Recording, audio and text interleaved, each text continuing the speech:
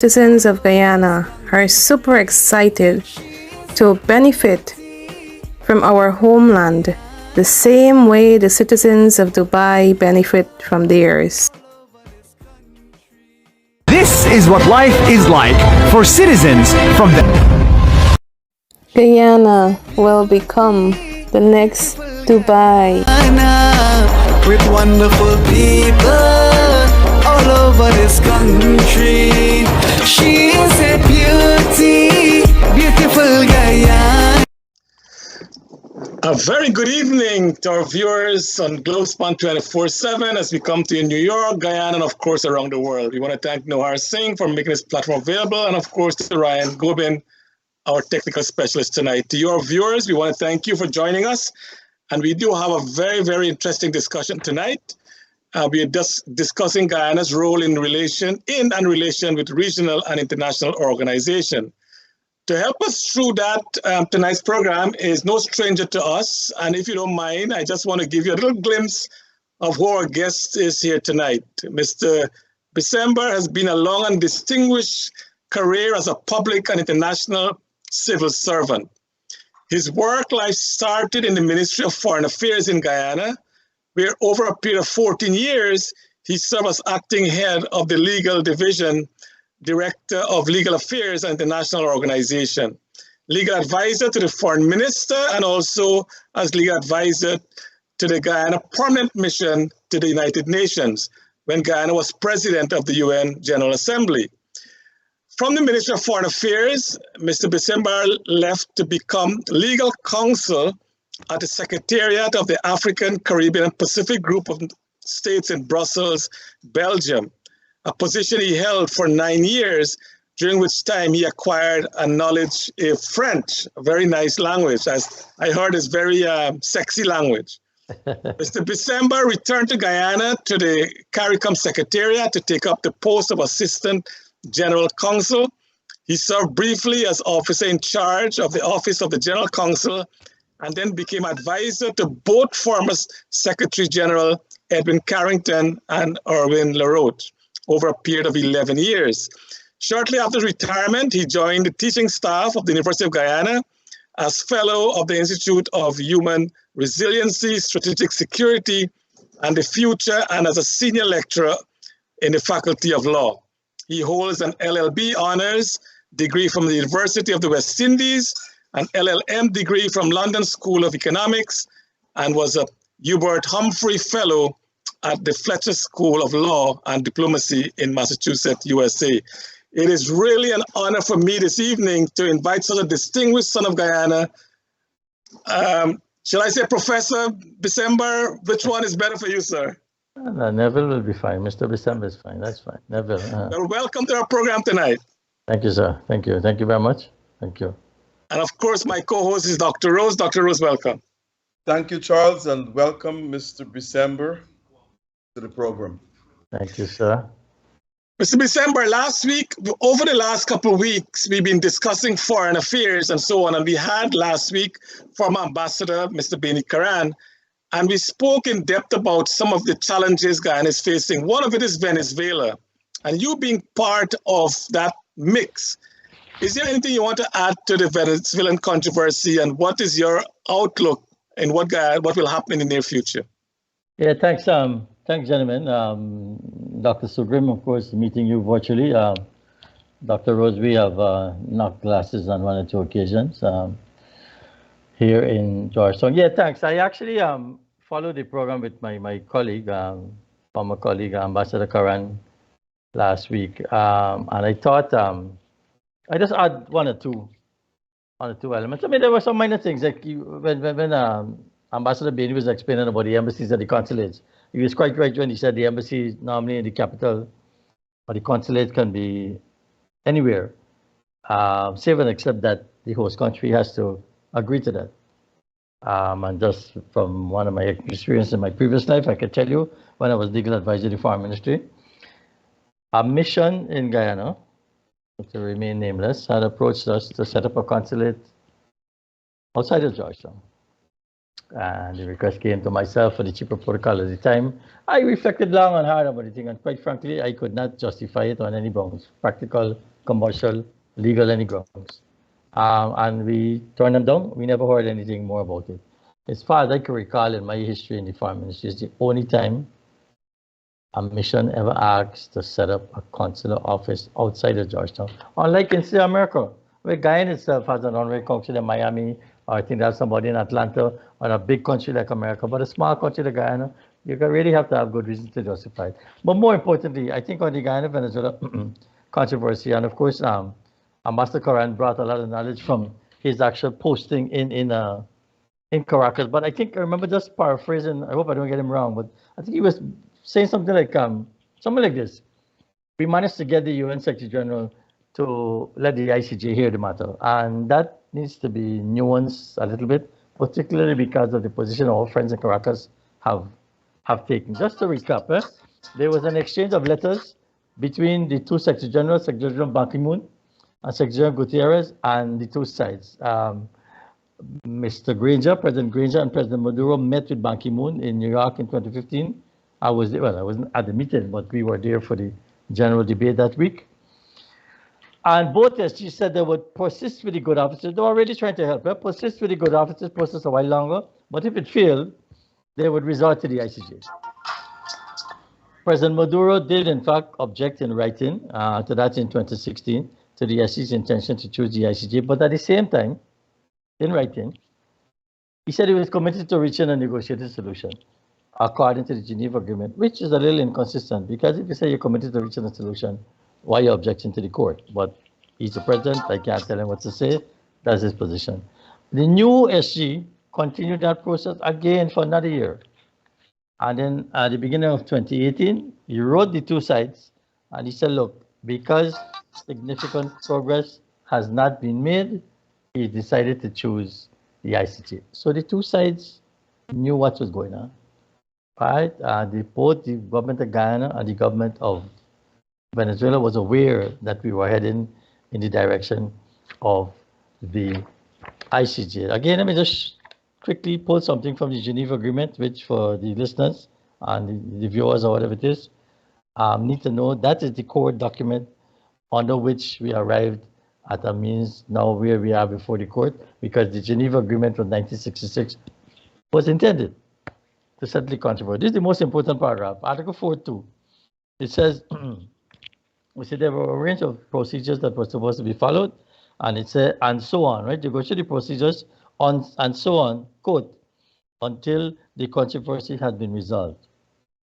Until the controversy had been resolved. Now, friends, if from since 1966, you sign an agreement in your own deliberate judgment that you agree to a process until the controversy has been resolved, it follows that you shouldn't be objecting to the process. That's why we were astonished when the Venezuelans took the position that they don't accept the jurisdiction. And the court, in fact, dealt with that quite eloquently. Let me just read a couple paragraphs to you from the judgment, which is very illustrative. They refer to the same paragraph I just read, Article 4.2, highlighting until the controversy has been resolved. And this is what the distinguished gentleman, and I think there was one lady on the court, had to say in their judgment. He said the court must, however, itself satisfy there is an unequivocal indication, unequivocal, no doubt or anything, or the desire of the parties to the dispute to accept the jurisdiction of the court in a voluntary and indisputable manner. They even went to cite a Venezuelan position. Say court because Venezuela has argued that the Geneva Agreement is insufficient. That was Venezuela's position. To found the jurisdiction of the court, and the subsequent consent of the parties is required, even after the decision of the Secretary General to choose the means, right? Venezuela said even after Mr. Gutierrez wrote them and said he's going to the court, it still requires their consent.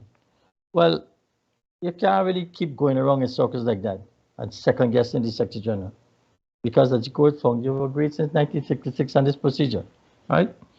The decision taken by the Secretary General in accordance with the authority conferred upon him would not be effective if it was subject to further consent. You can't keep going back and checking, ask Guyana, you agree with this thing, ask Venezuela, you all already agreed since 1966.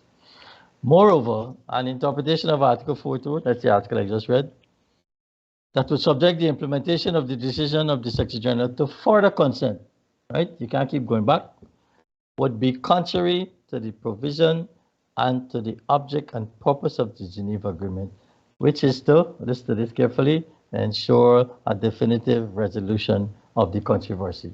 The provision talks about until the controversy had been resolved. If that is the intention that the two parties set out for, you can't keep second guessing and pick up your bottom ball and go on home. I'm sorry to use the vernacular. You know, my father used to be a politician. He tell me sometimes you got to break this thing down to explain to your audience in clear terms that they would understand. You can't just get, walk away and leave the thing in it, right? It would give either party the power to delay indefinitely the resolution of the controversy by withholding such consent. We could not go wrong in a never-ending procedure. So the conclusion the court came to, it says it follows that the consent of the parties to the jurisdiction of the court is established, and they were quite clear about that. And these things have a history, as you will know. In international relations, there's something called state practice. The statement say in our case that President Ali might make, or Foreign Minister Todd, the Foreign Minister, the Governor General. Remember when Venezuela ran that survey vessel off the Essequibo, Minister Greenwich went to the Parliament, a statement made in Parliament, and in that particular case, I remember him clearly saying he had consulted with leader of the opposition, Dr. Jagio at the time, who had given the full support to the statement. A national statement like that in your Parliament is indicative of government practice, state practice. So in this particular case, the Venezuelans, in their wisdom,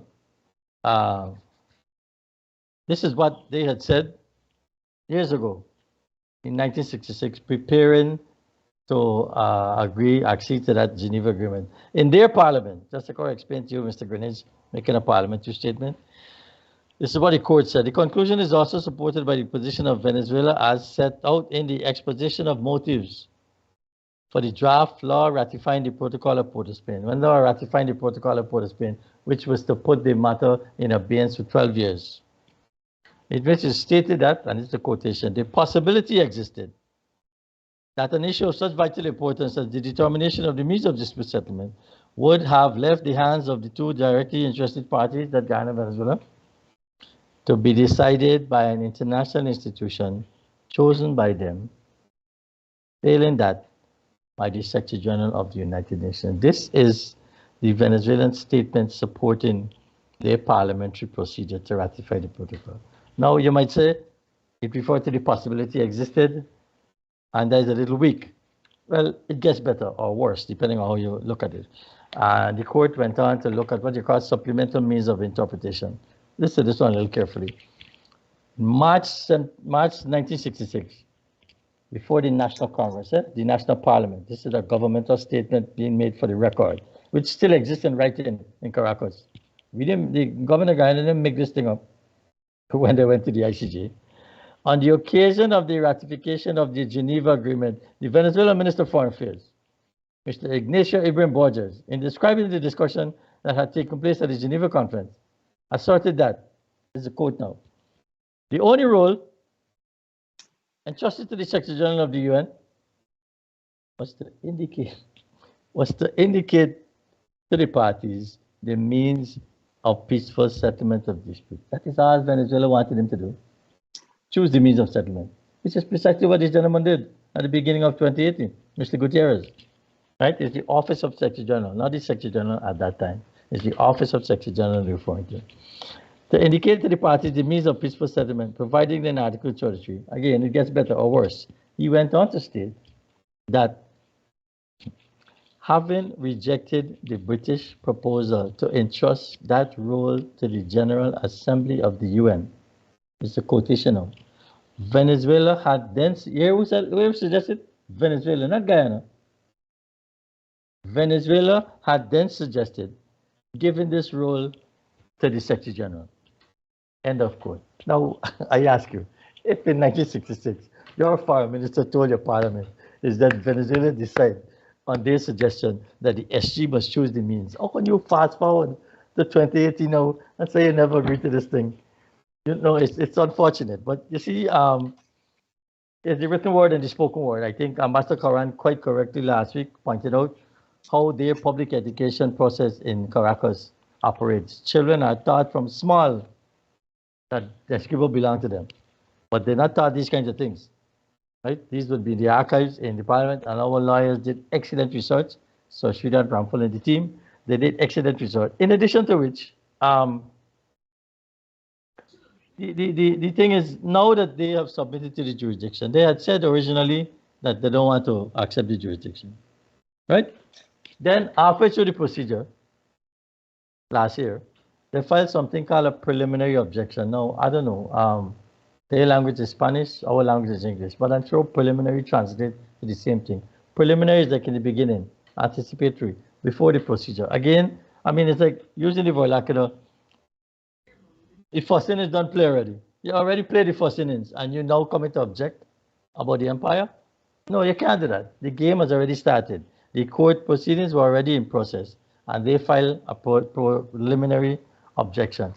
But more importantly, the UN Charter, Article 94, had a provision in there, of course Venezuela is bound by it, which says quite simply that each member of the United Nations undertakes to comply with the decision of the International Court of Justice in any case to which it is a party. They have since become a party by filing that preliminary objection, right? They have since become a party by filing that preliminary objection. So they can no longer argue, you know, that we have to get the SG to do anything or they object to anything. They've been to the court, they've made arguments, and we hope they will adhere to Article 94. So this is where, you know, the diplomacy will come into play.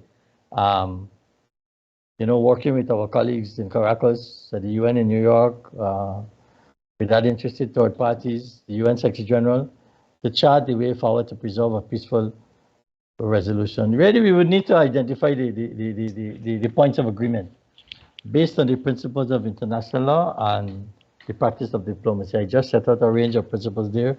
The ICJ decision when it comes out, and it's looked to me as if that decision will come within the coming months when Guyana is on the Security Council. Guyana will be on the Security Council for 2 years from next January. That will be extremely important and timely.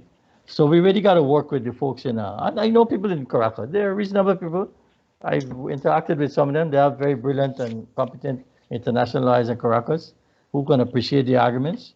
And I'm sure there's some reasonable men and women we could sit down with, roll up our sleeves and have a proper discussion to chart the way forward. So just to clear that up, and nobody should still be saying that we have to twist anybody's arm or they're not adhering to the decision or we have to get the Secretary General to do anything.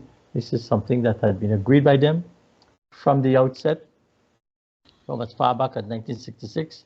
And there was a further agreement in 2017 and 2018 with Secretary General Ban Ki-moon, Secretary General Gutierrez in writing, and this is how we arrive at the court. Yes, we approach the court on our own.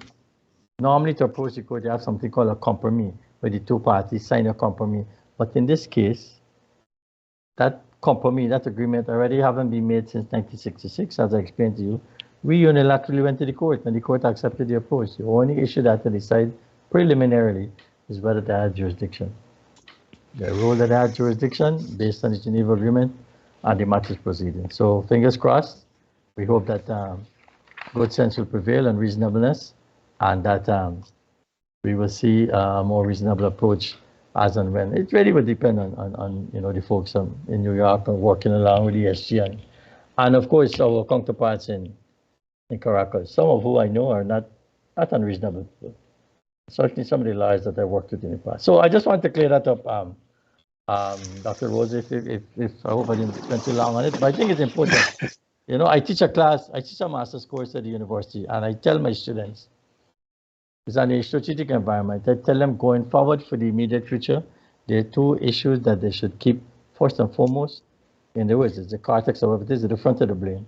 The Guyana Venezuela dispute and the Russia-Ukraine war. Those two events will continue to impact small developing countries like Guyana for the foreseeable future. And in our case, if you add in the oil and gas sector, that makes it even more important. Both issues, they have implications for continued development of the oil and gas sector. Thanks.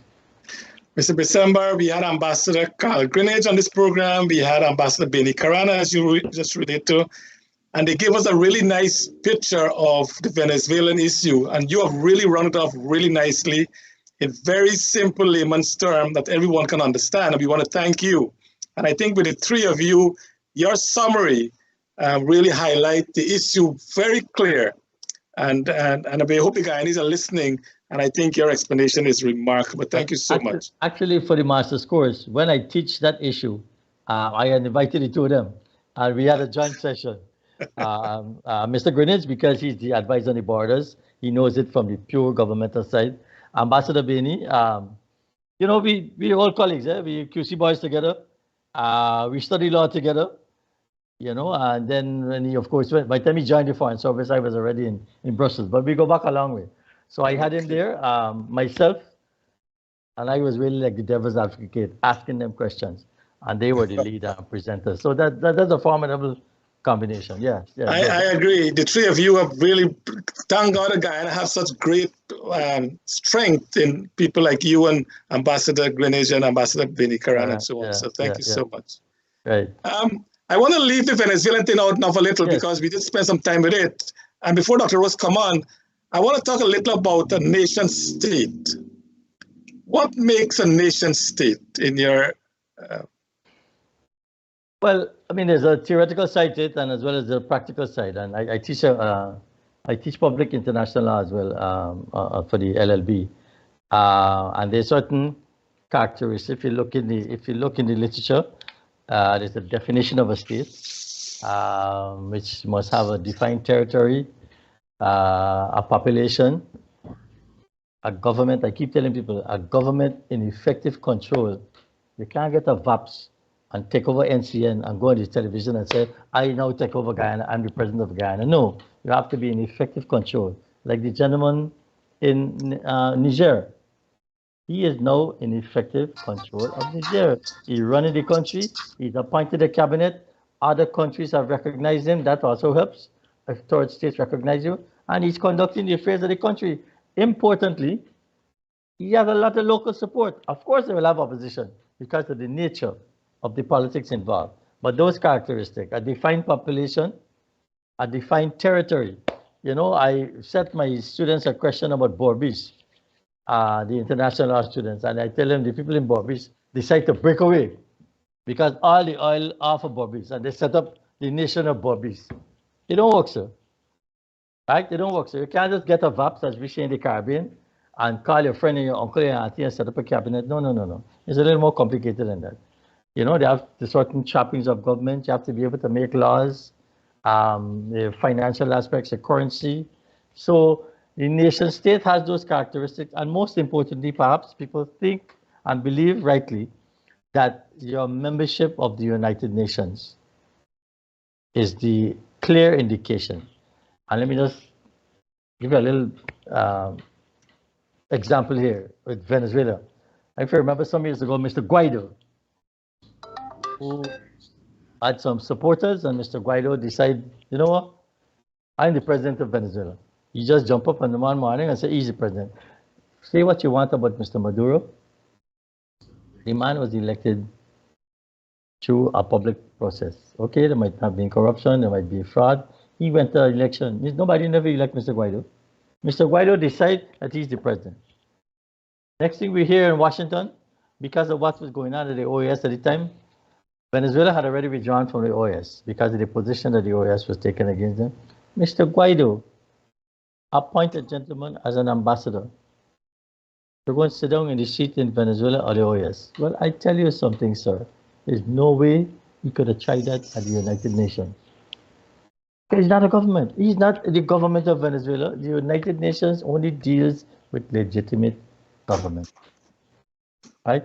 If there's a process of succession for the moment, why afterwards and things settle down in Niamey, in Niger, they will deal with that gentleman as the other state. The thing is still in a state of flux, but you can't just presume upon yourself the trappings of government and then go and tell Maduro's ambassador, excuse me, get up from this seat.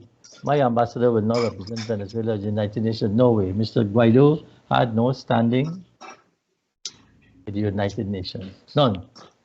And if you doubt me, you could just go down the road in Queenstown there, in Thomas Street there, at the Venezuelan embassy. The gentleman who was sitting there at the time was the ambassador appointed by Maduro. The ambassador in any other country, or the ambassadors appointed by Maduro, is only in the OAS because of the particular situation at the OAS at the time. Mr. Guaido could have tried that. He could do that in no other country. The European Union, you know, Europe, the big countries, France, whatever, we're still dealing with the ambassadors appointed by the legitimate government, that is Mr. Maduro's government. It's a little long-winded answer, but I thought the example would help to show you. Because you can't just as you under the ambassador of Venezuela to Washington, is it appointed by Maduro or by Guaido? Well, last time I checked, I don't know, because now Guaido is no longer. Right? Okay. But Venezuela had withdrawn from the OAS. So I don't know if they will decide not to go back. And they had already withdrawn from the OAS. So the seat was vacant. So Mr. Guaido saw an opportunity with the acquiescence or collusion or whatever of the OAS secretariat. He was able to seat his ambassador. Okay. Right? And that is how it transpired. I don't know what the situation is. Before Dr. Rose come on, Mr. Bissember, would you consider shared culture and heritage as part of a nation state? Sorry? Shared culture and heritage. Well, if you drill down a little further, you know, nowadays, well, not nowadays, but the law has been changing over the decades. I mean, I tell my students, for instance, now, as a group of persons, it's a good question, as a group of persons, the indigenous peoples have now come into their own. International law recognizes indigenous people, but again, not any group of people. They have to have certain historical, linguistic, maybe archaeological even ties to the area. We have a lot of indigenous groups in Guyana. I see they're well organized. There's an association, there's the Tosha's Council going on right now. They have to be organized and tied to that particular area.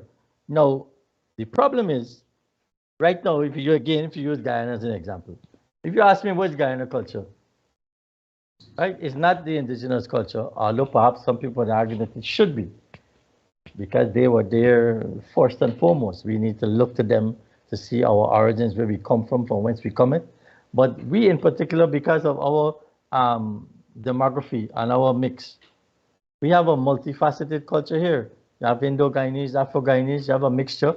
If you go to a place like Suriname, they got Javanese, Indonesian, Hindustani. Suriname is a real melting pot of different cultures. And I think that's why they make their cuisine and even their existence so rich, because of the diverse sources where the people came from. It's a good question, but the trick is how you're going to define it. You know, even if I think you ask some of the Amerindian people who have not gone back, I gather some of them still speak their language. I gather some of them only speak their language. You know, I always tell people, when you go to Miami, I go to the store, and you see the sign say, "Se habla español," which I thought meant they speak Spanish. I discovered it means they only speak Spanish. There are some old people in those shops. These people never took the trouble to learn English. They come on the boat or whatever. They never bothered to learn English. And if you can't talk Spanish in the shop, as my father used to say, "Can't eat your dinner."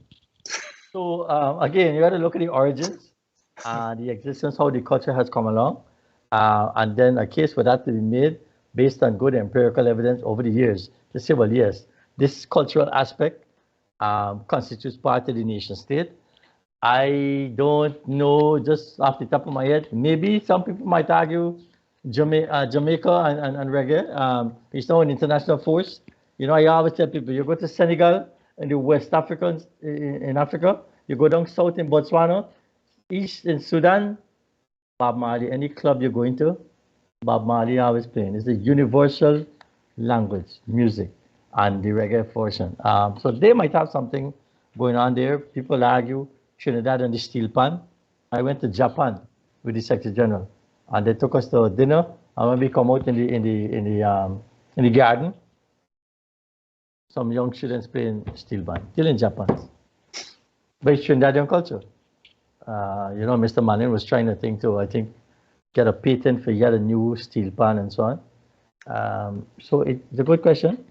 But as I say, it would depend on how you develop it, how you establish it, the background, the antecedents, and the basis upon which you make the case for X, Y, or Z being part of the culture of country A, country B, country C. You're a very interesting professor. I would like to be in your class someday. Dr. Rose. You like to be in his class? Yeah, definitely. It's very articulate. In China and in India and all those places, and also in even Russia. Yeah. Now, Mr. Bissember, you have been a legal advisor to CARICOM Secretariat. What was your actual role as a legal advisor to CARICOM? As I said in the bio, I came back to that position first as Assistant General Counsel. We do a lot of work, people, people call that CARICOM, CARICOM, we don't do nothing. People don't know. I'll just give you some examples. I was going to touch on that on the Commonwealth, but I can do it now. Let's take a legal drafting, right? Which is the underpinning of a society, as you gentlemen know. The society is based on law and order, principles, precepts, how you approach. We do a lot of work producing model laws, right? So we would have, for instance, a model law on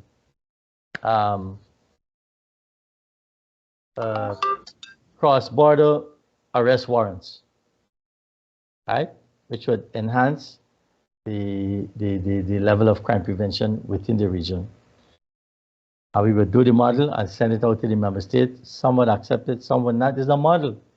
You're not putting a gun to anybody else to take it. Some draftsmen are very peculiar people, and they want to change this and change that. We did a lot of work with the Commonwealth Secretariat. When I was Assistant General Counsel, they were very helpful. They used to send consultants on loan to us. And because most of the Commonwealth jurisdictions are common law jurisdictions, they had a gentleman, where was he from? Nepal, I think. People from different jurisdictions. But because the legal system is the same, they could come and help us. Then again, with the regulatory framework for the CSME, the European Union had been very helpful with us in the area of capacity building, to give us some resources to go and hire people, specialists. And some of those people we hired were lawyers, to increase the component of staff, both here in Georgetown, and then we had the CSME office in Barbados. At a practical level, I can tell you, our CARICOM meeting does not start officially unless whichever the lawyers in the meeting says to the chairman that yes, there's a quorum. And we have had issues with that in the past, because a quorum is a simple majority, which is 8 divided 15 by 2, 8. Well, we had issues with that in the past, and we had to put a system in place of accreditation. Because you find people used to come to a meeting, and they sit down there warm in the chair, and when time comes to take a decision, they say, well, they didn't get no instructions. And we said, no. This nonsense got to stop. It defeats the whole purpose of the meeting. If you come and you can't make up a quorum, or you can't be part of the decision-making process. So those kind of rules and procedures, the lawyers in the Secretariat, I had already moved out into the Secretary General's office by then, but we had oversight of the process. They set out some rules and procedures, quorums, how to take a decision. And again, on the rules-based system, the CCJ had come along and had started to do work with us, particularly the quoted, where a lot of the fireworks takes place. Quoted is the success of the council, because all the action takes place there with trade and honey and soap and flour and all those things that catch the headlines. The CCJ said, no, hold on a second. You got to start setting out the decisions that these councils make in a clear and concise manner. We had a rule-based system. We had to be clear. When you ask if the decision, people agree. For instance, we might say, if there's no objection, or we had a thing, very often we find decisions by consensus. And the CCJ said, hello, you have to be clear and record the decision. So if down the line, somebody challenges this decision, a private entity, we had issues with cement, flour, the works, we could go back and find the records. So we have to put systems in place. That's the practical side. And then there are other day-to-day, nuts and bolts things like contracts for hiring people. We've had issues with car accidents, the vehicles, all those kinds of things, staff matters. So it's any kind of legal issue that comes on board. Governance, we've had some disciplinary matters too we have to deal with. It's a range of issues. So the skill set that is required is diverse. But most of the lawyers that work in here have had a grounding in international law. And now because of the activity and the CCJ, a lot of the practitioners, the barristers, have to put on their clothes and go over to the CCJ. Or thankfully, the CCJ has introduced a system now where with the virtual meetings, just go back to 2020, 2019, 2020. If all of those cases, those no confidence motion cases, and all of those election cases had to take place in Trinidad, you know how much money it would have cost and the time for lawyers to jump on an airplane or fly over there, come back, fly over there? No. And then you had lawyers from all along the region. My classmates, Mr. Mendez, who was at school, university with me, Douglas Mendez, the leading administrative lawyer in the region, and his counterpart, Tony Astafan. Dr. Alexis, Francis Alexis, who used to teach me at Kville. He was an attorney. It's good that they have the system of virtual hearings, but that is one aspect of what the lawyers do. People are accustomed to see lawyers going to court in Guyana here, but we do a range of issues in the boardroom, in the quiet of our office that drive the process forward quietly, giving support to some of the other agencies that we have. So it's a full spectrum. It's a full spectrum of activity. Never done. Okay. Now, as you know, the West Indies Federation was formed, I think, in the late 50s. It was a loose organization comprised of roughly 10 nations. And Jamaica under Bustamante quit, I think, was in 1961. And Eric Williams from Trinidad and Tobago said 1 from 10 leaves 0, which in essence brought the end to the Federation. Now, I say this to ask you this question. As a legal scholar, can you tell our listeners if CARICOM has any clause that binds the CARICOM nations together that one cannot quit at his or her will? No, short answer is no. They're sovereign states, and everybody exercises their own political will. In fact, in the past, with Haiti, we had a situation where the situation had deteriorated there, and we were gonna, well, suspend might be the wrong word, but we had put their membership in abeyance, and for time being, this was after I think Mr. Father Aristide was overthrown. So we had put their membership in abeyance, and then they had an interim period. Mr. Praval was elected. We welcome him back into the fold. Look at the situation there in Haiti now. The point is this, again, like I said earlier, nobody's going to put a gun to anybody's head. The provisions talk about reservations. Reservations will be enacted to this treaty with the consent of signatory state, but you've got to do that at the time that you're ratifying. Nobody, as I can recall, submitted any reservation to the treaty, but over time, like a couple of years ago with the free movement, when the decision was being taken, Antigua and Barbados asked for opt-out from the full free movement regime, which is quite different. All right, they just asked for some time. Nobody would object. The point is, you can't keep somebody in a club if they don't want to. And these things have consequences. Member states have to pay their contributions. We don't have any mechanism to force anybody to pay their contributions. It's a constant struggle in the budget committee for us to try between the Secretary General, the Deputy Secretary General, and senior people. You got to get on the phone and call the Minister of Finance. I myself, at my level, have done it here for some of the institutions to call the Minister of Finance to pay the contribution. But we had never gotten any serious requests from a member state. I have heard people in the private sector here, my friends in the private sector, that said that, oh, that's the same thing, CARICOM, CARICOM, they ain't getting nothing out, and Guyana must come out. Well, it is written into the treaty, ladies and gentlemen. It is written into the treaty that the headquarters of the Secretariat shall be in Guyana. So I don't know how you're going to move the Secretariat. You can't move the Secretariat just so. It's written into the treaty. That would require an amendment. And I've explained to my friends in the private sector.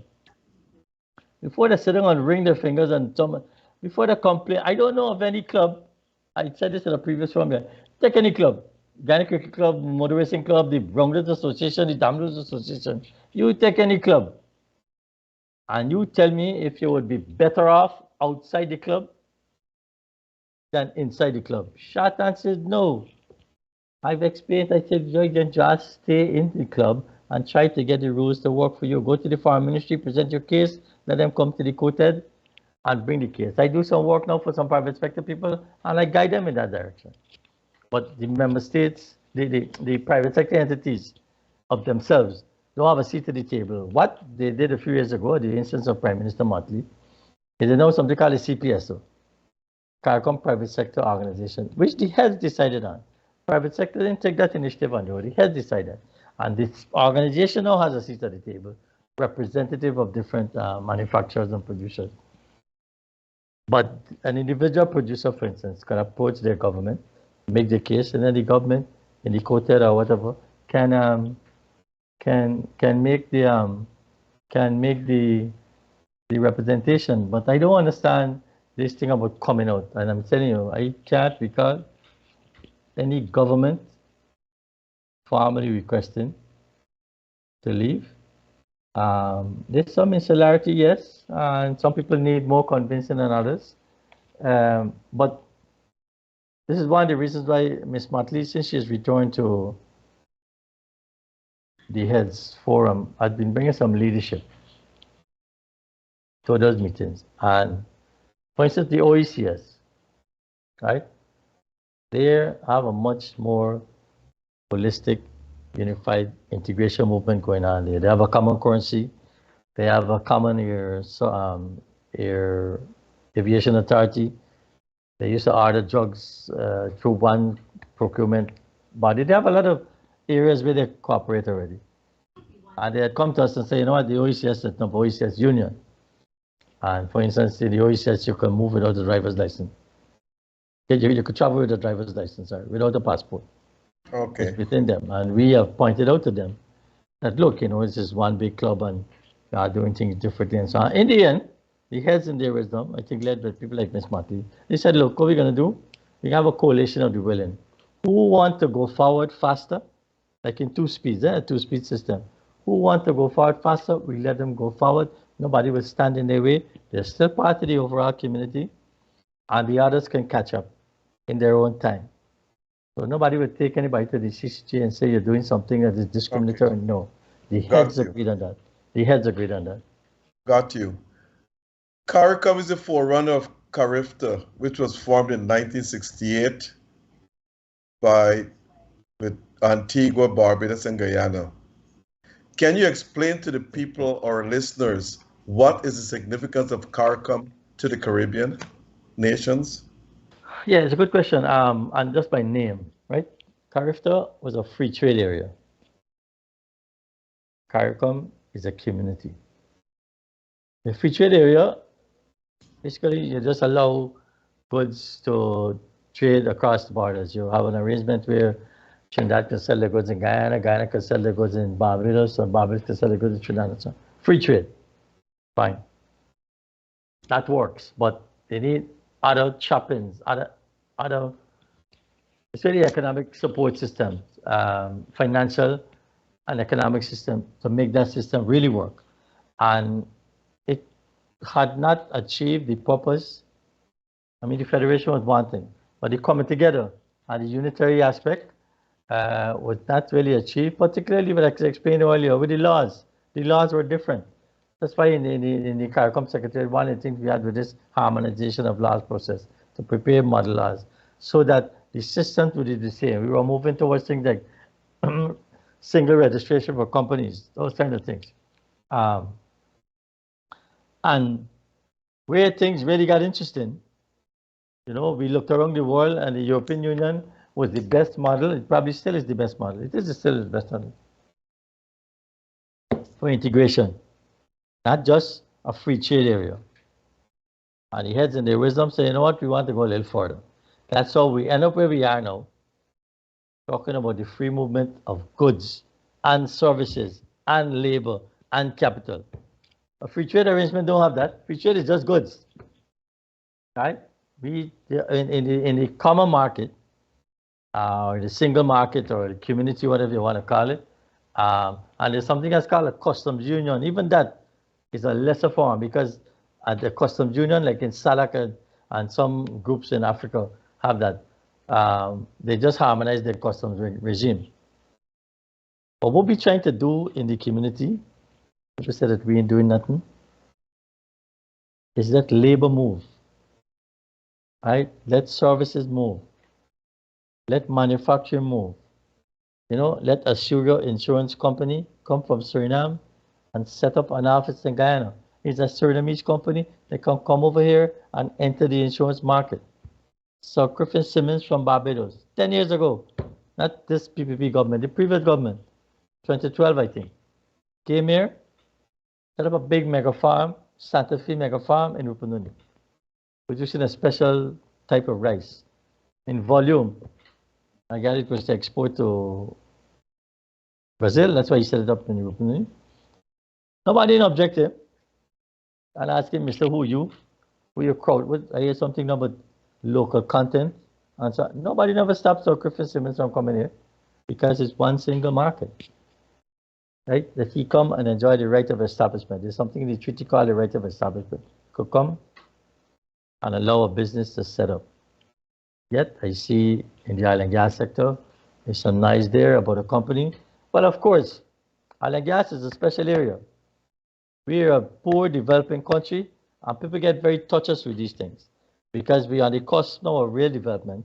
And you could understand people want to look inside, become insular, and say, hey, you know, we want to protect this thing for ourselves. Fine. But there's a way to do it. Right? For instance, you could ring fence the oil and gas sector. You can't just say, nobody can come. I've seen some, and I've written something about this in the newspapers about a year ago. I've seen some schedules to the Local Content Act where they've already projected some percentages. By so much year, Guyana must have so much percentage. By so much year, Guyana, no. You can't do that. You could say maybe for the first 5 years, you want to keep this area for Guyana because it's our own. We're a small developing country. We want the benefits of the oil and gas sector to come to us. But you can't do that for time immemorial, from now till whenever. And even if you do what I'm suggesting, it might be counterproductive because we don't have all the skills. We don't have all the trained people. We don't have all the technicians. Okay. We don't have all the equipment.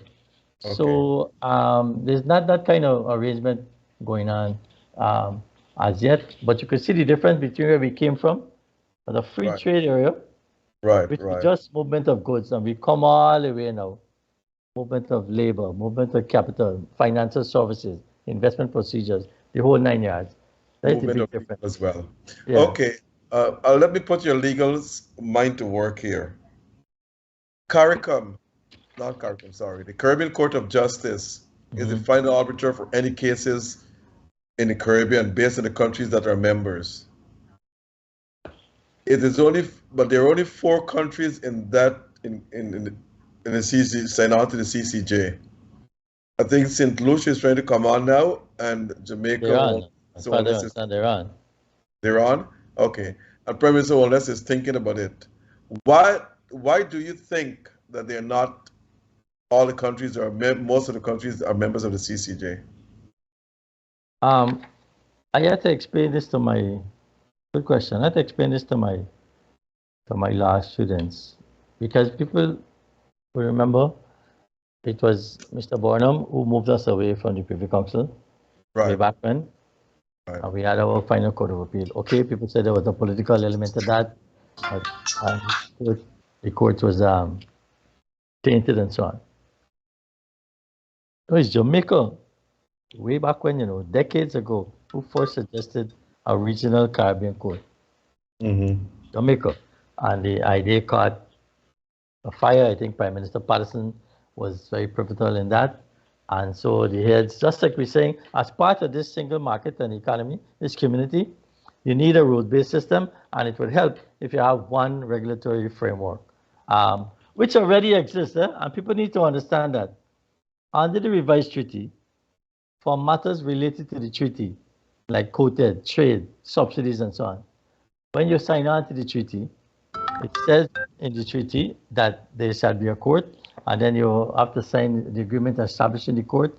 So those matters, they're already bound in. What Dr. Rose has asked me about is the appellate procedures from your local civil and criminal jurisdiction. And I've heard people like, my former colleague, Mr. Justice Patrick Robinson, who now sits on the International Court of Justice. We used to be colleagues long time ago in the 6th Committee, the Legal Committee. I've heard Justice Robinson was Jamaican. Make an eloquent argument why Jamaica should be on the court. There are certain historical underpinnings, colonial underpinnings, the cultural aspects. You assume that the judge who is sitting in a matter coming from Guyana, there's one or two very glaring examples. They don't understand. Like, let's say, for instance, domestic violence in the Caribbean is an issue. And they might not understand some of the intricacies involved with the sociological and cultural aspects involved in those matters. You want a court of your peers, right, who know the jurisdiction, know the country. That's why during the election period in 2020, people were making a lot of disparaging comments about the CCJ and saying, but these judges are not Guyanese. I think one politician even made, she said, what? Oh, we're not bound by the CCJ because the CCJ is a Trinidadian court. So I told Justice Anderson, who was here the other day, who was a former colleague of mine, he was my boss at the Secretariat. I told him it was very good that the court came here in Guyana and sat in Guyana and dealt with matters that not only originated in Guyana. They dealt with some other issues, but people don't understand. This is not a Trinidadian court with some people sitting down in Trinidad. They come right in Guyana about 3 months ago, and I had to sit in here in Guyana. And least of all, Justice Anderson, who used to live in Guyana, work in Guyana, used to live just up the road in Bel Air. Poor man suffered in the 2005 floods. I came at the end of 2005 to the Secretariat. Right? He used to live here, so you can't say that he's not Guyanese or he's Jamaican or whatever. So the orientation of the court is one that we welcome, but there's a view in the populace that was the political court, and I had to explain to a colleague at the university the other day. There's something called the RJLSC, the Regional Judicial and Legal Service Commission, which appoints the judges. If we talk about the American democracy, the President of the United States nominates judges. Mr. Irfan Ali can't nominate no judge for the CCJ. Mr. Rowley can't nominate no judge for the CCJ. They don't have that kind of influence at the CCJ. They advertise vacancies, people apply, and if you see the composition of the RJLSC, the Secretary General has a role to nominate one, the Secretary General, the OE is a diverse set of people. Insulated from the politicians. You hear me? Insulated from the politicians. Here, the President can appoint the Chancellor, the President appoints the Chancellor, and the Chancellor is Chairman of the Judicial Service Commission. That's not the system with the CCJ. So the system is isolated. Even the interface that we in the Secretariat had with the court, we had to be at arm's length, because when the community is brought before the court, it's the Secretary General who goes to represent the community. Right. So we had to have a very arm's length relationship with the court. The heads of government also. We had to work out an arrangement to maintain that distance between the so-called politicians, who people say can interfere in the court, and the judges. And the judges that I know, with the greatest of respect, the judges that I know have been there, they're men and women of high repute and integrity. Okay. Solid credentials politically, and in the knowledge of the law. So it's really the mindset for the populace to get out of this area where they said that, oh, this is a political court. If they would only know, and we at the Secretariat in the past have been lacking with that, with the PR aspect, to educate the population that the politicians have no influence over the CCJ, Okay, none thanks. whatsoever. Thanks. Charles? Ambassador, you mentioned the headquarters of CARICOM. I want to take a little on that in Georgetown. Does that preclude Guyanese to become a Secretary General? It's a unwritten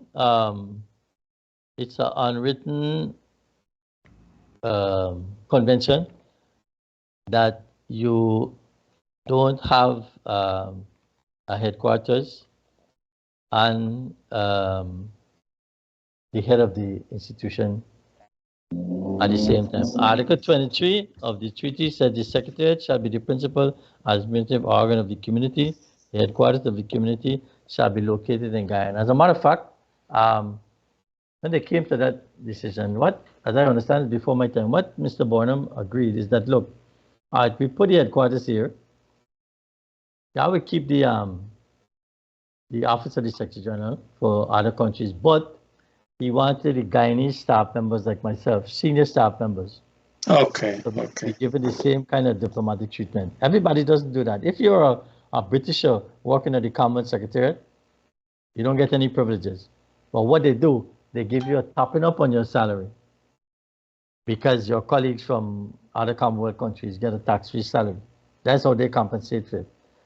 In Ghana, we do it the other way around. There's no topping up, but the staff, I had a diplomatic ID card. Okay, we don't have diplomatic number plates, but that is duty-free privileges and so on. So it's an unwritten convention. And very early on, very long in the formative stages, Mr. Joe Tyndall had a period briefly, I think as acting Secretary General, when the structure was being put in place. Having said that though, you know, the sharp student would say to me, explain to me how in the CCJ, which is headquartered in Trinidad, the first president of the court was a Trinidadian. Well, you know, it's an anomaly of sorts. And of course, irony of ironies, as you were asking me earlier. The country that has the seat of the court is not a member of the appellate jurisdiction. How do you explain that? People who were there before me told me, not telling tales out of school, that at the time when Trinidad offered to be the host country for the court, it was with the understanding that they would accede to the appellate jurisdiction. I don't know if it was written. I never checked because it's been something that has been outstanding for the longest while. But I'm told at the time that was the, you know, like you asked, it's an unwritten understanding, just like with the Guyanese Secretary General. Okay.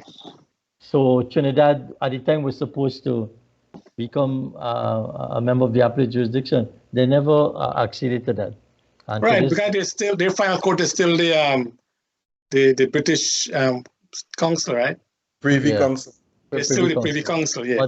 But the head of the court now is from St. Vincent, Justice Sanders. So that aspect of Trinidad, I'm trying to remember. Oh, and then before him, we had Sir Dennis Byron from St. Kitts. So that is no longer an issue. But for the Secretariat in Guyana, it's something that Guyana. It's unwritten. Okay. Mr. Ambassador, the Treaty of Chaguaramas was established in 1973. This year is 50 years of CARICOM. Some of the objective of CARICOM, and we want to talk about international organization too, because our time is running out. But some of the objective of CARICOM was to the common market, as you rightly said, but also to strengthen, coordinate, and regulate economic and trade relations among member states in order to promote their accelerated, harmonious, and balanced development. Importantly, it says the sustained expansion and continued integration of economic activities, the benefit of which shall be equitable shared. Have we reached that stage yet? Short answer is no, but it's the process. You know, when the European Union was formed, and as I said earlier, this is the only model we had, is the best model we had. to follow. They had similar issues with the smaller economies. You see, people need to know these things, When they say, oh, CARICOM, this and that. Portugal, Ireland, because their level of development was not as advanced as, say, a France or a Germany, they had to make special dispensation for them to allow them to, quote unquote, catch up, to get that same kind of equitable development that we sourced for. I give people another example. In 9/11, I was in Brussels at the time, right? And my daughter, my family used to live in England. My daughter used to come over to Belgium, and I was driving her back one time. And, Belgium is a small little country in the middle of Europe. I think you would drive in any direction in 45 minutes, you're in another country. So one time we used to go across by Ostend in Brussels, and then we started to go by Calais, right? So I was taking her by Calais, and I said to her, "We in France now, And she said, "No, Dad." I said, "Yeah." She said, "But we ain't cross no border." The poor child in her innocence, she accustomed, to expect a border patrol. Because the way how it is, when you're in France, the road signs change, the markings change. The language in Brussels at that part is in Flemish, which is Dutch, and then it changed to French. So I had to show her the next time. I said, look, you see the road signs changing. But you better believe, right, after 9/11, all those borders came back up. You could have jumped in a car and drive from Belgium to the Netherlands. Just keep driving. All of those borders temporarily came back up because it's a security mechanism. Then I found a very interesting fact as a lawyer, even though it's one single market. I think they've changed it now when they catch themselves after 9/11. And when I had some of those terrorists, Charlie Hebdo and things the other day. If you commit a crime in Belgium and you go to the border, just cross over the border to France, and the Belgian police want to get you back, you have to apply for extradition because it's another jurisdiction. Don't mind it's one single market. You have to go through the process of applying to the court, and this is nonsense. If we're talking about a unitary system and all kind of thing. So they've amended it, and of course it makes sense over the years. So you got different aspects to this thing, for you to see how the unit operates, and then you got to drill down and see how in practice it works. The problem for us, I think people don't understand, is because we have a block of water dividing us. They think it can't work, but you better believe, as somebody was saying the other day, for the Cricket World Cup, that thing used to work. You board an airplane in Jamaica, one passport entry, and you come right through the region. Seamless. But the people who were in charge of the process, they put a sunset clause in it, and as soon as the World Cup was over, the thing came to an end. But there's nothing in practice that's stopping it from going back up again. But you have to go with an immigration officer in Trinidad and then come and see another immigration officer in Guyana. Practically. Well, Ambassador, at one time, there was a Guyana desk at Grantley Adams Airport. There was a Guyana desk in Piarco. A bench, right? Just to put him sit down. Yeah, was that part of that was not part of CARICOM treaty. That was not intended to be. Why was that happening? Because of the push and pull factors of migration, which you see now happening in Europe, with people coming out from North Africa. You see happening here and in other countries with Haitians. No, but we are CARICOM. We were the common market. We're all part of it. Why were you in Guyana so rough? Listen, national security is always a touchy issue. As a matter of fact, I'll be so bold as to say some countries use it as an excuse when they don't want to do something. Like, for instance, with government procurement, which we have been trying in CARICOM to have one system of procurement of goods and services. And the majority of the member states, they left out two aspects, national security and IT. You know why? They don't want people to know where they're buying the computers from. They don't want people to know where they're buying the gun and the warship and the airplane or whatever from. They want to keep that to themselves. It's a touchy subject. And it's understandable. You're talking about the patrimony of people, the protection of the state. So immigration is the first point of entry, and people are reserved the right. Even now, after Shanique Myrie, if you read the judgment from the court, it said if you're going to become a public charge on the state, or if you're a national security threat, the immigration officer can refuse your entry. Now, I'm saying you're quite right. It may well have been a case that that was abused, and there was a presumption that if you're coming from Guyana, therefore, this thing works both ways. I sat in a meeting with Prime Minister Owen Arthur, who was in charge. Barbados has the responsibility for the CSME. Like in CARICOM, we have something called the CRISA cabinet. Like how President Ali Guyana has responsibility for agriculture. That's how the CSME office ended up in Barbados. Mr. Arthur told Mr. Carrington, he said, look, these people got to come and work with me. So we had to set up the CSME office in Barbados. And he was embarrassed. He was building his house at the time. And he said, you know, most of the carpenters working on my house are Guyanese. Right? I have a lot of the Indian craftsmen who had gone over there doing his work. But of course, one body make bad for all. Right? So people take a paintbrush approach. All Guyanese. I even talked long for it with some of the senior immigration and special branch people. And they tell you that. Right? They were going through, they know who, the people know, they know. So it was not all Guyanese. And the immigration officer, I'll give you another example. A US visa officer told me one time. He had come here from Colombia, I think. And he was at one of the consular outposts, not in Bogota, in the outskirts. He said he used to deal with something like 300, 400, 500 people a day. You know what he tell me?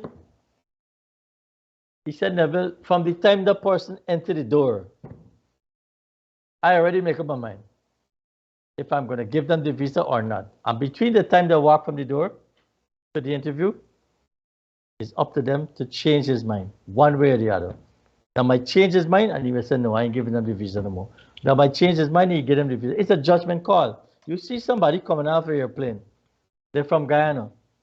And these immigration people know what to look for. That's why when they find you at the airport, fetching out the drugs, you read the report and say, the person was acting suspiciously. They're sweating, they're fidgeting, the immigration people, look, some of them know their job, others, I think they just do their job a little too good, a little better. And this is one of the things that we found in the implementation process. The heads would take a decision, like Ms. Prime Minister Arthur was saying. He was on board with the free movement. But when it trickled down now to the police on the ground, to the immigration officers, if you go in Barbados, in certain circles, people make all kind of disparaging comments about Guyanese women coming over to Barbados. That's certain nonsense. But that is something in the society that neither me nor you nor Prime Minister Arthur can really control. In as much as the heads have taken a decision. So yes, there were the Guyana bench and so on. And you'll see very shortly that will change. As a matter of fact, we might get set up some benches here in a fancy airport. we might get to set up some benches. I know it's karma. Is it karma? But you know what? I went to Barbados quite a few times with a Ghana passport, and I was never harassed. You know, I was given entry freely and came back out. So I guess it depends. I guess, as you said, it's a judgment call by the immigration officers. I was in Heathrow Airport one time. If you remember years ago, they had a problem with the fuel system, and all the flights were grounded. So I sat to chat with one of the security ladies, and she's telling me, she said, look, when you come up the jetway, I mean, there's a big airport, and you start walking down. You see it in JFK too, some of the big airport. You just see some people liming around in a suit and thing, a man and a woman. Them in liming around, they observing people that come out of the plane. From the time you get out of the plane, they got you in the sides, they got you in the camera. So by the time you reach the immigration, they already know what they're looking for, my friend. So I said to her, but you know, I always dress well with a jacket and a tie. She said, no, that might be worse because you look like the person who does hold all their passports. You know, when they got the human trafficking, they got a handler. Right? They got a handler who's got that. She said, no, you might be the person in charge of them. They're going to get you off. And then she said, sometimes the person they go to the washroom, and then the guy starts saying, so I say, what? I mustn't go to the washroom when I come out of the plane. She said, no, I'm not saying that. but to just tell you, we know how these people operate. So in your case, sir, you obviously didn't fit the profile. I didn't get Mr. Bissember, December, yeah. Mr. Bissember, Yeah. I know you gotta, the name is sorry about that. What is Guyana relation in your view with other international organizations, like as you said, the Commonwealth and the AOS and of course United Nations and so on? Yeah, Dr. Rose had asked me to touch a little bit on that. So I put down a couple of things. Well, as I said, there's this thing about concentric circles where we could go. So we deal with CARICOM. The Commonwealth. Look, let's put aside the historical trappings, because the mother country, the queen, or no, the king is the head of Commonwealth. Set that aside. We have had some very good cooperation and collaboration with the Commonwealth Secretariat. Like I mentioned when I was at CARICOM, the legal consultants, the Commonwealth Secretariat used to find the people, they have a pool of consultants, and when I tell it out of school, sometimes they used to finance the project, but they, like us, had our budgetary constraints, and after a while they couldn't finance this, couldn't sustain anything.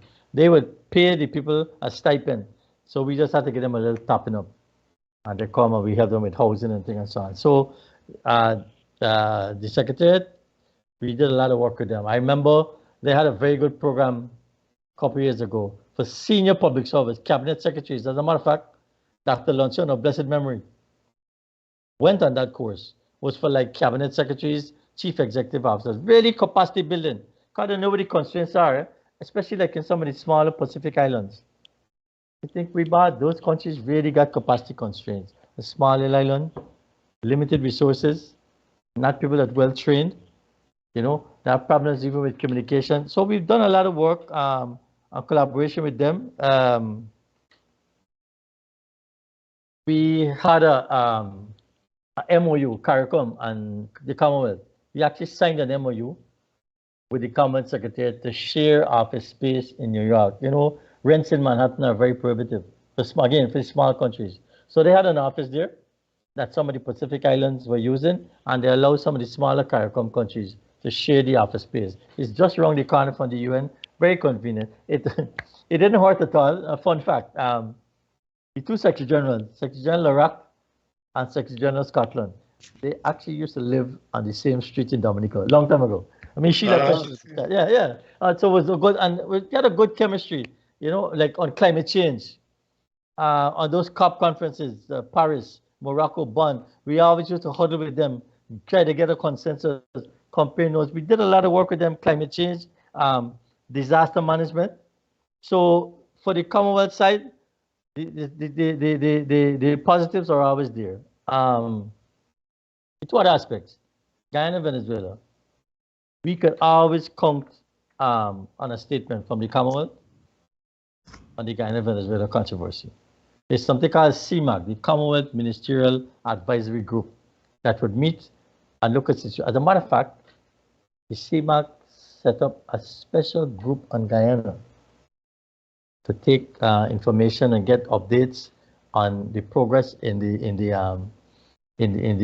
territorial controversy. And you will see every Commonwealth summit issues a statement. Just like how the CARICOM heads issue a paragraph at the end about it. Now, the downside to that is this CMAG, really, they used to deal with good governance and politics, and election problems and coups and so on. I think Mr. Greenidge actually, when he was minister, actually chaired the CMAG one time. And I tell you, in 2019, when we became the laughing stock of the Commonwealth, and we couldn't divide 65 by 2, really and truly. Well, for me as a lawyer, and I know for the Commonwealth, because it's the same parliamentary practice, right? It took us 6 months to divide 65 by 2, and 7 judges had to help us to do that. And the cases that were used were Commonwealth jurisdiction cases. But the one in particular that they used with this odd number and even number wasn't a case, was the decision of the Speaker of the Parliament of Kenya.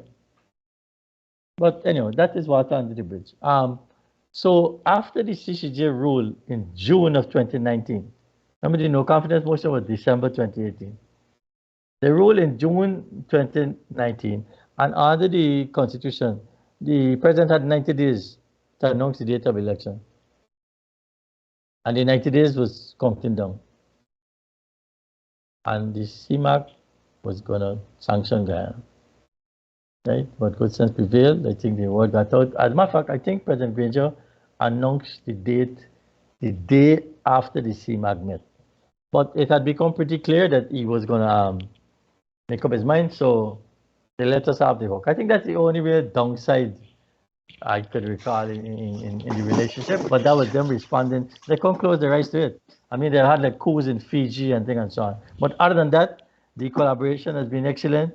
I see there's a lady here the other day doing some work in oil and gas, some economic advisor, and that's what they do. They have the resources, they have the contacts, the capacity building, and they reach out to small countries to help in those areas, drafting economic matters. So the cooperation has really been good. Of course, we had Sir Sridhar Ramphal, who was the leading Secretary General in those dark and heady days. Those are the apartheid days when things were tough, and he was able to, find that walk that thin line. Because you got people like Australia, Canada. It's an important group, It's an important group, even for the Guyana Venezuela thing. The statement, you got the big boys: Australia, Canada, Singapore, India as a key member of the Commonwealth. If you get that kind of support, you could see the importance of the Commonwealth. Ambassador, you're so knowledgeable in so many areas. Have the government of Guyana asked you to work with them? Right now? Yeah. No. Well, look, I always. Okay, let me back up.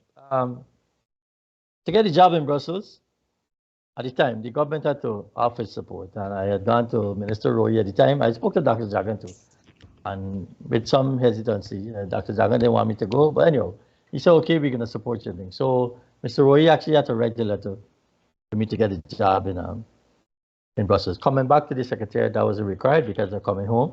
They said charity begins at home.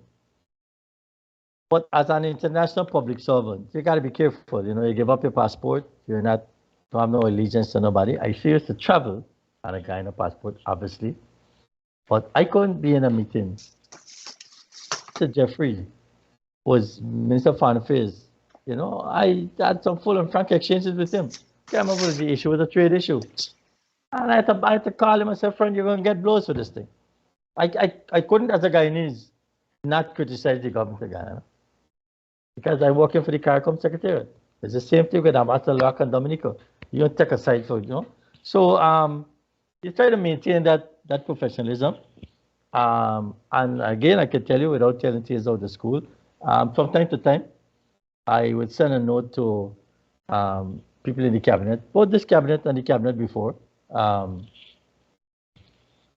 Even during the rough election period, we had to be in close contact with all the governments, all the participants. Like even the simple thing during the COVID, to get the COVID pass, right?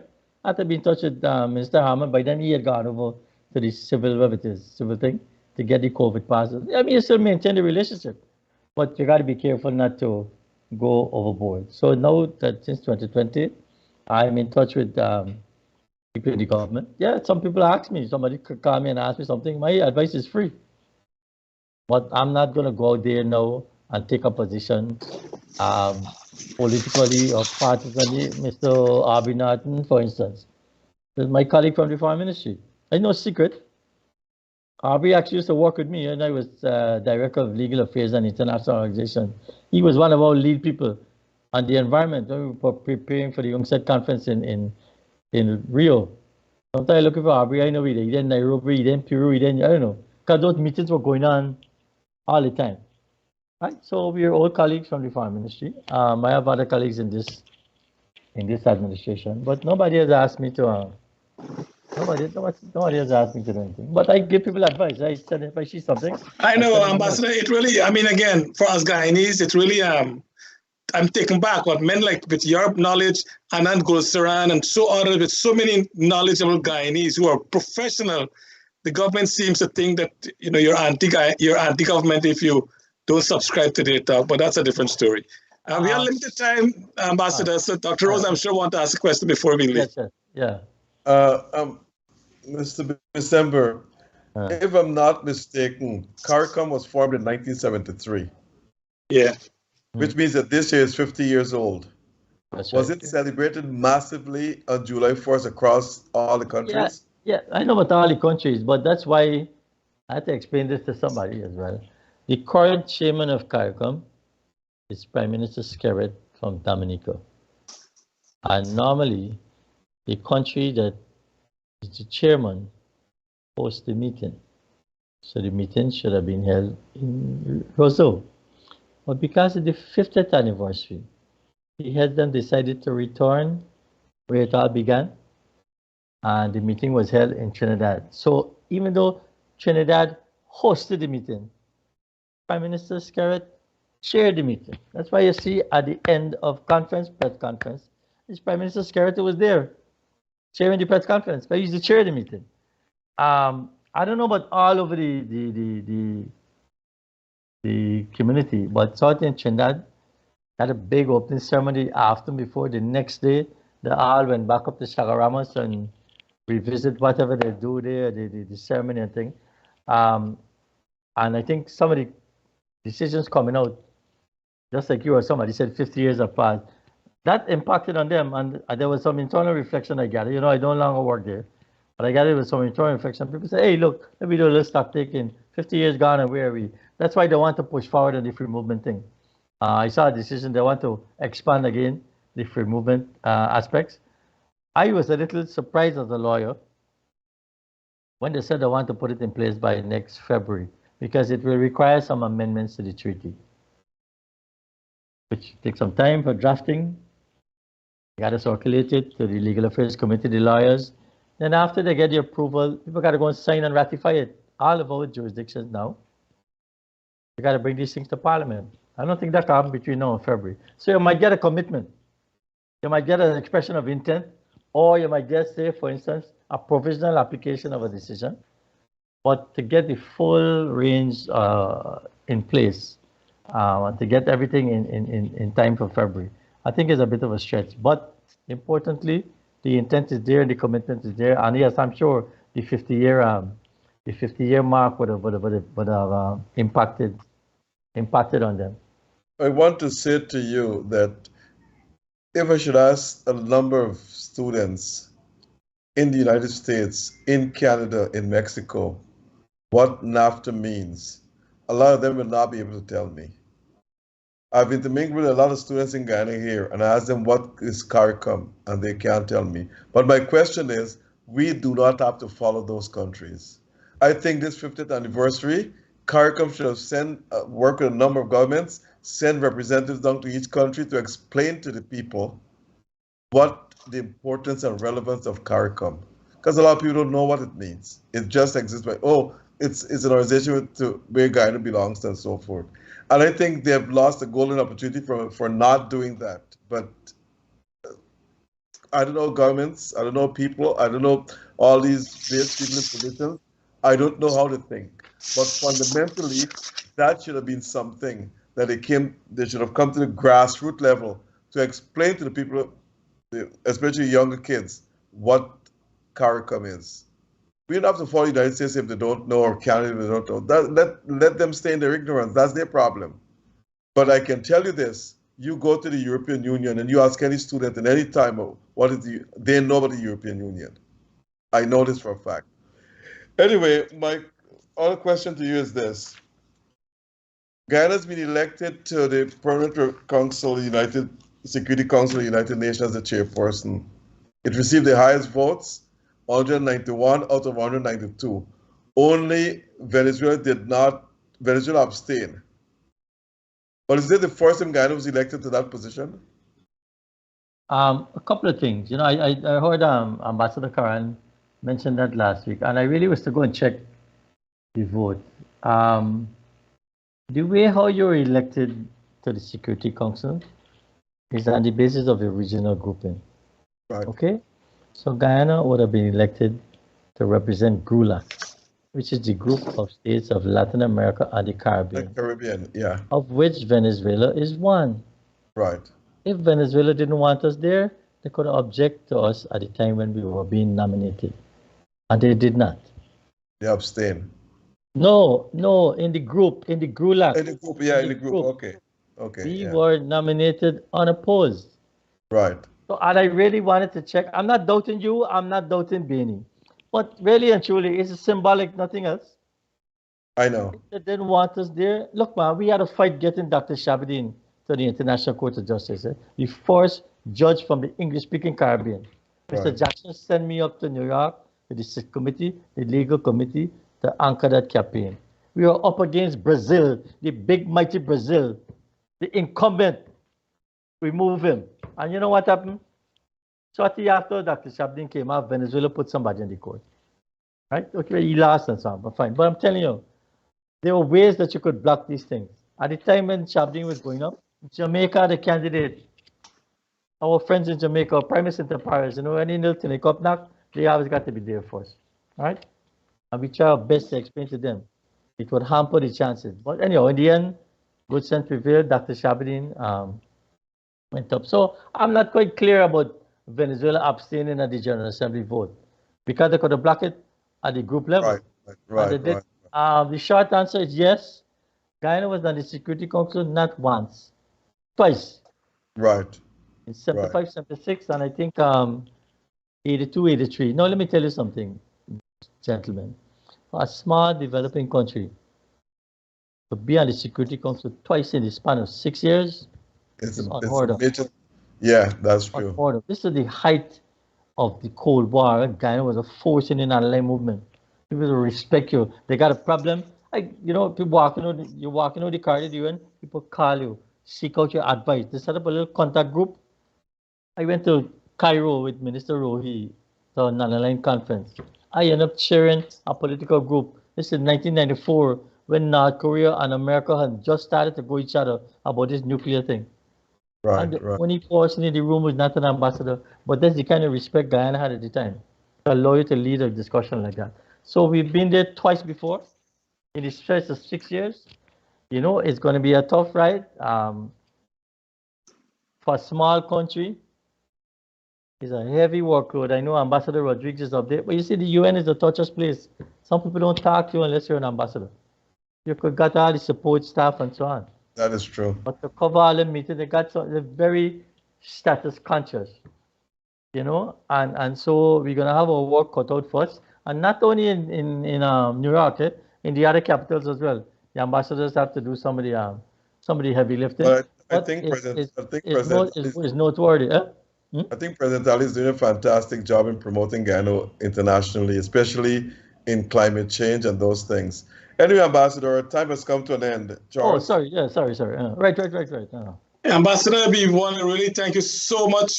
I guess you're so eloquent. As I said, and I mean it, I hope one day I can come sit to your class at UG. I actually, I'm an accountant, so we do some law in our studies, but to be a legal person like Mr. Christopher Rama, so I didn't go that route yet. But you're very interesting, and we want to thank you so much for being the program tonight. Anything in closing?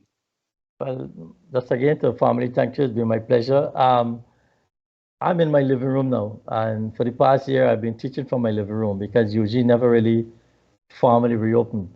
I asked them about this semester, and you know, look, it's a touchy subject because even for a number of reasons, logistically and so on. I think some people, we have students abroad. You know, I have 1 or 2 foreign students on the law program. But I could probably send you the link, but you got to stay in the car on those. I'll send you the link, but you sit at the back of the class, you know. Yeah, I'm also adjunct here in New York, and I do online classes. As a matter of fact, this semester I'm doing 2 online classes, I'm doing one in classroom. But all of my classes have been online. Online. By the way, I teach international law as well. But there you go. Sure, I come from a different perspective from the Hugo Grutas from the time he started and come all the way down to the countries, and I maintain that the International Court of Justice, the ICJ, is a tiger without a teeth. All the laws can pass. You can't jail a country. You can't enforce the laws. The sanctions, but the sanctions work? To me, the answer is no. Sanctions only affect the poor people. Well, you remember I mentioned earlier, I mean, I don't want to prolong the discussion, but I said to you, it looks as if the decision is going to come back whilst we're on the Security Council Yeah. within the next year. And that is right with implications, a number of implications. I don't want to go into the details now, but it's something we got to watch because going forward, for the decision to take hold and to get this further, so I say I think at some stage we need to break the ice and sit down with our colleagues in Caracas and try to find the way forward. I said that diplomats, too.